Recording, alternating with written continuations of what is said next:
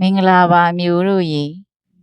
ဒီနေ့အတွက်ကတော့ဘုန်းကြီးဆွန်လောင်းဖို့အတွက်ရွှေဖယုံသီးနဲ့ပစွန်စိတ်ကလေးနဲ့ကြော်ပါမယ်ဒီရွှေဖယုံသီးကြော်ကကျမတငယ်ချင်းကြော်ကျွေးဘူးတာကိုအမှတ်ရလို့ကြော်စားတာပါသူကြော်မကျွေးခင်တော့ကျမတို့အိမ်မှာရွှေဖယုံသီးကိုချက်စားရမယ်ပဲသိတာနောက်ကြတော့သူကမဟုတ်ဘူးတဲ့ရွှေဖယုံသီးကဒီလိုမျိုးလေးကြော်စားလို့ရတယ်ဆိုပြီးတော့ကျမကိုကြော်ကျွေးတာအတော်စားလို့ကောင်းတယ်ရှင်ရွှေဖယုံသီးကိုချက်စားတာတဲ့စားရင်ဒီလိုကြော်စားတဲ့ခါကျတော့စီလဲပိုထဲပြည့်တယ်ရေကမ်းမှာကြော်တဲ့သဘောမျိုးဆိုတော့ရွှေဖယုံသီးရဲ့အရသာလေးကပိုပြီးစီးစီးလေးနဲ့အရသာပိုရှိပါတယ်ရှင်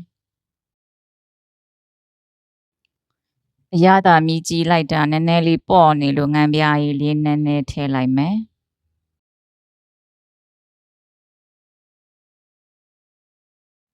ကျမကတော့ရွှေဖယုံသီးကြော်တွေကိုရှမ်းနံနေငရုတ်သီးစိမ်းတွေပါထပ်ထည့်လိုက်တယ်ရှင်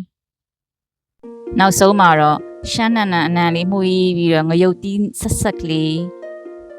စီစီလေးနဲ့ရွှေဖယုံသီးဟင်းတစ်ခွက်ရပါပြီရှင်